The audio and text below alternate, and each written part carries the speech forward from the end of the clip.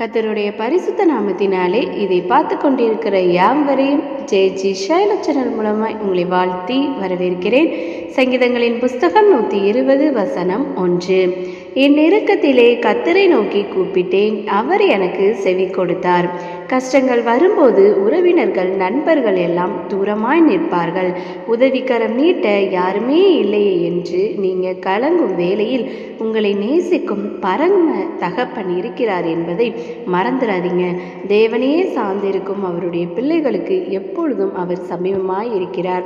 நிச்சயமாகவே அந்த நெருக்கத்தை கர்த்தர் மாற்றுவார்.